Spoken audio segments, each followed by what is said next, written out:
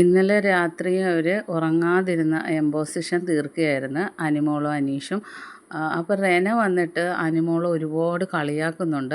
അത് കഴിഞ്ഞപ്പോൾ ജെസ്സിൽ വന്നിട്ട് ജെസ്സിൻ്റെ കൂടെ നിന്നിട്ട് അനിമോളെ ഭയങ്കരമായിട്ടും രണ്ടുപേരും കൂടെ കളിയാക്കുന്നുണ്ട്. എന്നിട്ട് ഒരു ചൈനീസ് ഭാഷയിൽ ഒരു ചീത്ത വിളിക്കുകയാണ് അനിമോളെ. പക്ഷേ അനിമോൾക്ക് അത് അറിയുന്നില്ല എന്താണ് അതിൻ്റെ അർത്ഥമെന്ന്. അങ്ങനെ അനിമോൾ പലരോടും ചോദിക്കുന്നു അതിൻ്റെ അർത്ഥം എന്താ, അതിൻ്റെ അർത്ഥം എന്താണെന്ന്. അപ്പോൾ അങ്ങനെ ശൈത്യം വന്നിട്ട് അതിൻ്റെ അർത്ഥം പറഞ്ഞു കൊടുക്കുമ്പോൾ അനിമോൾ കരയുവാണ്. അപ്പോൾ അനീഷ് ഭയങ്കര സപ്പോർട്ടായിരുന്നു അനിമോൾക്ക്. അനിമോളെ സമാധാനിപ്പിക്കുകയോ അങ്ങനൊന്നും കരയരുത് ആരെന്ത് പറഞ്ഞാലോ എന്ന് പറഞ്ഞ് വലിയൊരു സ്ട്രോങ് ആക്കുന്നുണ്ട് അനീഷ്.